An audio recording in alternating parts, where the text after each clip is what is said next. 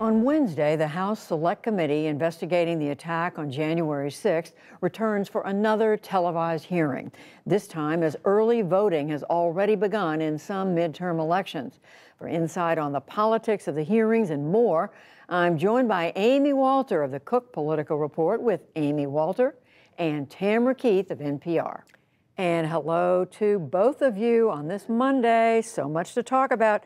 Let's start, Amy, with those January 6th hearings. What are you learning about how these hearings are affecting the way voters think about all this, if they have any effect? And the fact that this Wednesday, we're getting, what, 6 weeks? Right, 6 weeks before the election. As you pointed out, people are starting to vote. Early voting has started in a lot of these states.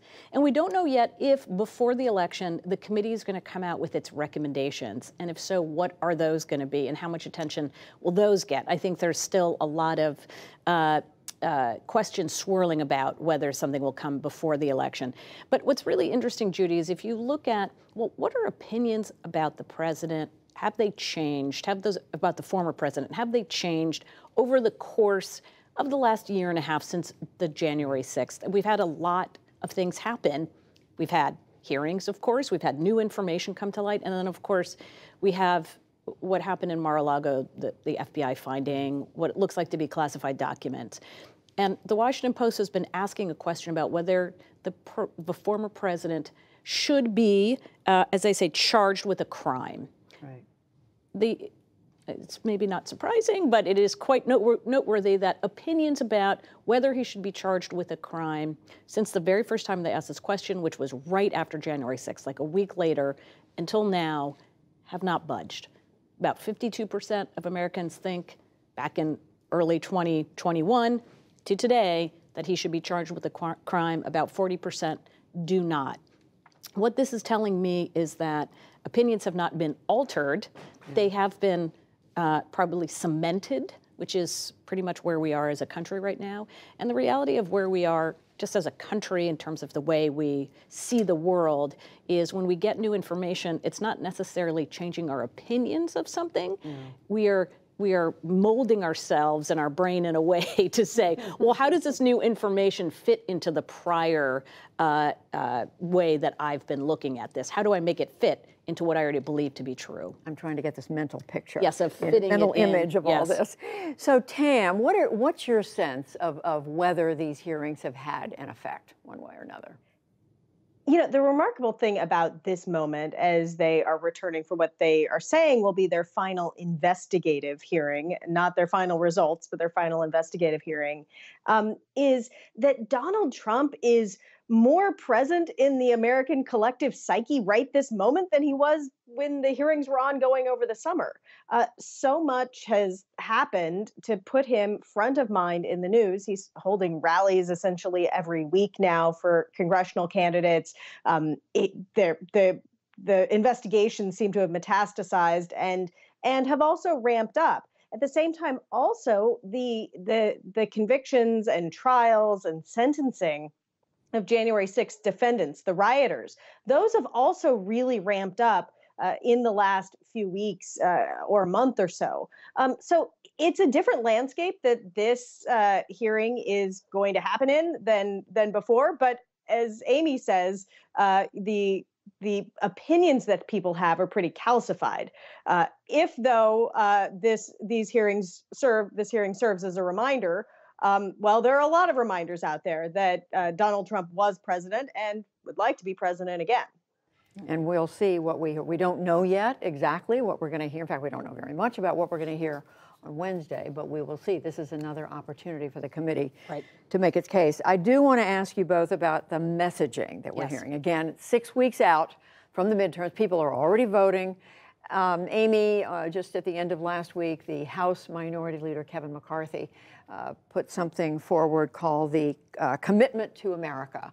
And it echoed what we saw decades ago from Newt Gingrich, the contract with America. But what he was saying in very brief form was where the party stands on policing and on abortion and a couple of other things. And economy, yeah. What do you take away from this? So every midterm election, the party that's out of power puts one of these documents together. It's more of a messaging document than anything else, right? And what they're trying to say is a couple of things. One, to the naysayers or the other critics who say, well, you're just running against something. Why don't you be for something? And they say, well, look, here's this piece of paper in very broad brush strokes of what we're for. But it also helps to keep members sort of focused on what the leadership believes are the top issues that are going to move not just the base, engage the base, but also really connect with swing voters. The bigger challenge for Kevin McCarthy, though, is if Republicans do win the House, and by a very narrow margin, his ability to put any sort of agenda forward is going to be challenged. One, they still don't have the White House. Legislatively, that's a challenge. But the second is the smaller the majority, the harder it is for the leadership, which we know for those last two Republican House speakers, the harder it is for them to keep the party in line and keep them focused. I think what we're going to really see if Republicans win is an unrelenting focus on President Biden, investigations on him and his administration, especially on immigration, and of course, Hunter Biden, his son. And the Cook Political Report has been saying very recently that these House races, that the Republicans may not do as well in the House races as it looked as if they would. Earlier the year. Early in the year. Tam, what do you take away from the Kevin McCarthy message, and also looking at the Democrats and the kind of legislation they're trying to get passed in these final weeks? Right. Kevin McCarthy can't put out a document that is called the Commitment to America that says realistically what a Republican majority in the House would be able to accomplish, which is without a president to sign their legislation, if he is in the majority, they'll be able to pass message bills potentially if he can really, truly wrangle his conference, and they'll be able to investigate. And the one lever that they'll have is shutting the government down or threatening to shut the government down, which is what we lived through in 2010 and 2011. So that is more likely to be what it actually looks like, is investigations and brinksmanship over the budget and funding the government.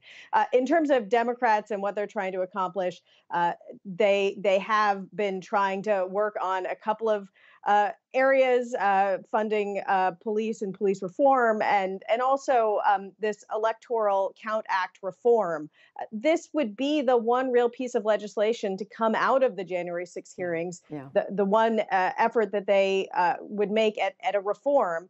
And this is bipartisan legislation, but in classic Congress, it may be bipartisan, but it's not bicameral at the moment. And there's some disagreement between the legislative vehicles that certainly they will be under pressure to figure out before potentially Democrats lose control of either the House or the Senate, or the few Republicans that support these reforms are forced to retire or already retiring. Where do you see this as a Democrat? Yeah, I think the bigger challenge for Democrats right now isn't what they pass in Congress, but what's happening in the broader environment, right? Things over which they have no control. What is the price of gas? How concerned are people about the rising interest rates? We're seeing mortgage rates continue to go up, up, and up. And those are the things that are really going to drive the conversation among voters more than really anything else that Congress could pass. Of course, Democrats keep talking about the Dobbs decision. Of course. As well. Of course. The economy very much in the picture. Yeah. All right, 6 weeks to go. Amy Walter, Tamara Keith, thank you both. You're welcome. You're welcome.